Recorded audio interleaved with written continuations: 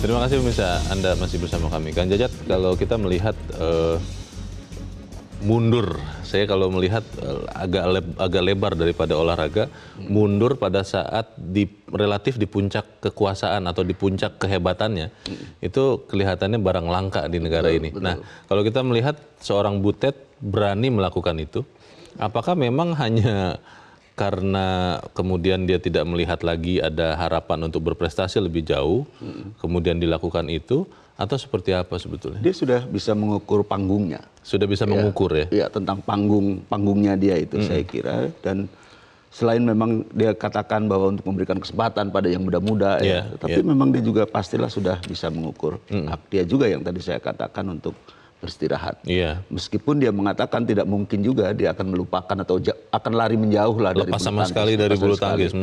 Orang yang sudah 24 tahun sejak usia 9 tahun, 12 tahun berpisah dari Manado ke Jakarta, tentu mengalami banyak persoalan pribadi yang harus dia lewati, harus dia tundukkan. Dan bulu tangkis sudah bagian dari napas kehidupannya. Jadi saya kira agak susah untuk melepaskan sama sekali. Tetapi saya kira yang justru harus kita teladani atau terutama pebulu tangkis muda itu adalah bagaimana semangatnya yang tidak pernah menyerah itu. Bahkan dipuji oleh Zhang Siwei itu dari Cina. Selalu Butet itu selalu bertanding hingga detik terakhir. Semangatnya itu tidak berkurang. Walaupun ketinggalan jauh begitu? Meskipun ketinggalan jauh. Bayangkan Bung Leo, 24 tahun, 17 tahun di Pelatnas, dia bisa mengukir gelar 52 gelar internasional. Itu menurut saya kalau tidak pemain luar biasa, nggak mungkin itu. Karena apa? Karena disiplin latihan pasti luar biasa. Bahkan pelatihnya mengatakan sering di jam-jam di luar yang ditentukan oleh pelatih itu, Butet itu melatih sendiri. Dia mau membayar lebih ya? Membayar lebih. Jadi ada yang mengatakan betul bahwa hasil tidak pernah mengkhianati proses. Proses yang sudah dilakukan oleh seorang Butet itu memang luar biasa. Dia korbankan segalanya termasuk sekolah, termasuk mungkin yang pastilah yang lain-lain untuk prestasi ini. Disitulah kata dia, kami bisa melakukan yang terbaik demi negara dan bangsa itu. Kalau melihat itu kan yang disampaikan Kang Jajat barusan, inspirasi bagi atlet yang lain. Betul. Tetapi kalau kita melihat hanya di dunia olahraga kan sayang sekali. Apa sebetulnya pelajaran yang bisa diambil oleh kita semua, baik atlet maupun di luar atlet, yang bisa kita pelajari dari apa yang dilakukan oleh Butet ini? Ya, tadi pertanyaan yang awal belum tuntas terjawab. Memang saya kira kalau orang memberikan yang terbaik dalam bidangnya masing-masing, saya kira ini akan menjadi sumbangan yang luar biasa bagi tidak hanya perkembangan di masing-masing bidang itu, tapi tentu untuk bangsa dan negara ini. Butet kurang-kurangnya sudah membuktikan itu. Dan di bidang-bidang lain kalau misalnya politisi yang tadi Anda sebut, misalnya mengambil inspirasi, dia berjuang dan selalu berorientasi yang terbaik buat publiknya, buat masyarakatnya. Apalagi pemimpin politik, mestinya dia justru jadi lokomotif yang orang lain atau profesi lain mestinya harus mengikutinya. Karena apa? Politik orang berlatih untuk berbeda setiap saat, tapi juga selalu ada cara untuk menyelesaikan persoalan. Yang beradab ya? Yang beradab. Nah, politik melakukan itu. Tapi kalau kita lihat sekarang, politik tidak mempersatukan. Nah, ketika Indonesia merdeka, politik yang digawangi oleh banyak politikus ternama waktu itu betul-betul politik itu menyatukan kebangsaan kita. Nah, sekarang justru politik menjadi membelah-belah begitu.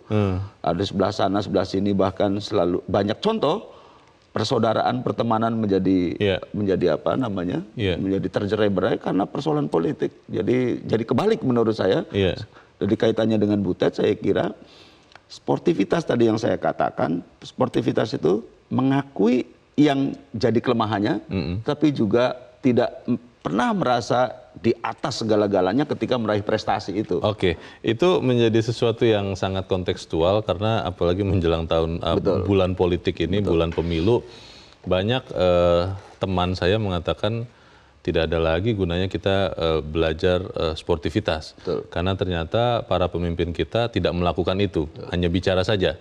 Tapi apa iya bangsa kita sudah serendah itu? Kita akan bahas di bagian berikut, Kang Jajat, dan pemirsa tetaplah bersama kami. Editorial Media Indonesia segera kembali.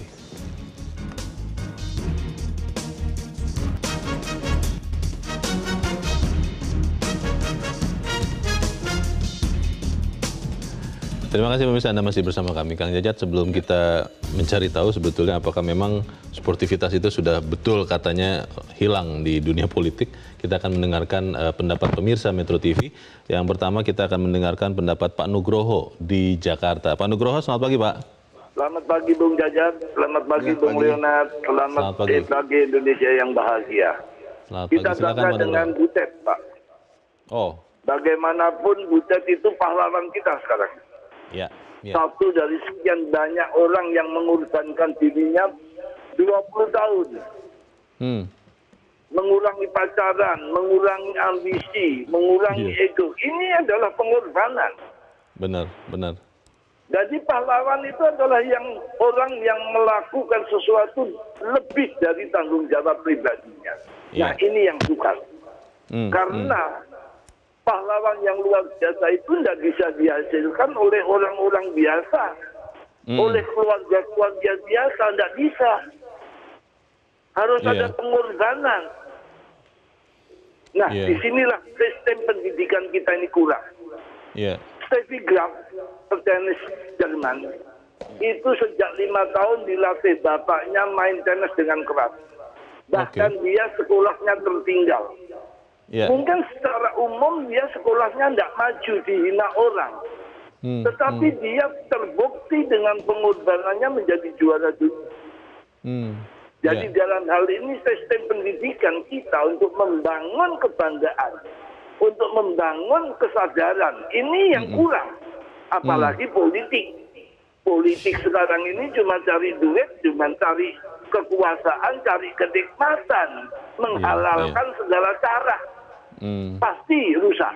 Oleh karena itu kita bangga dengan Butet, kita apresiasi karena dia sudah 20 tahun menderita untuk menikmati hidup pribadinya. Saya kira ada satu program pendidikan karakter, kesadaran yang harus dirubah di dalam kehidupan bangsa ini. Baik, terima kasih Pak Nugroho di Jakarta untuk pendapat Anda Pak. Selamat pagi. Karakter building kalau menurut Pak Nugroho. Kita akan mendengarkan pemirsa Metro TV berikut, Kang Jajat. Kita mendengarkan pendapat Pak Anton dari Maumere, Nusa Tenggara Timur. Pak Anton, selamat pagi Pak. Ya, pagi Bung Leo, pagi Kang Jajat. Selamat pagi. Silakan Pak Anton, pendapat Anda Pak.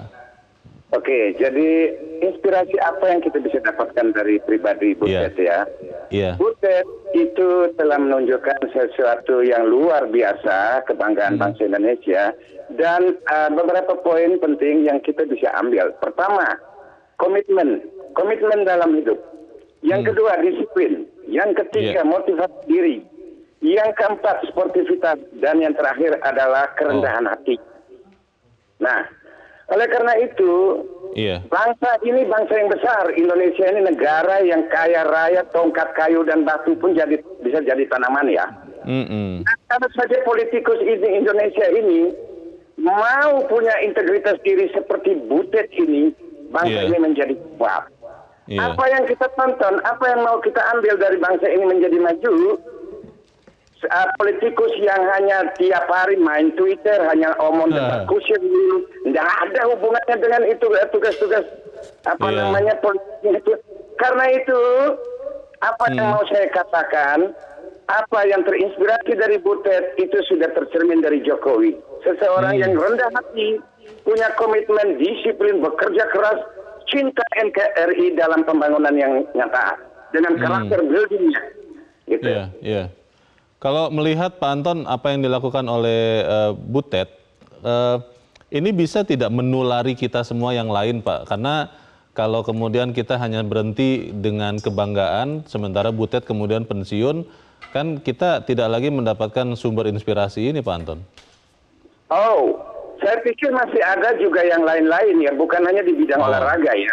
Pertama-tama itu adalah komitmen. Butet itu sudah mempunyai komitmen diri dari usia 9 tahun, sekolahnya aja berhenti. Iya. Banyak yang dikorbankan ya. Jadi kita kalau mempunyai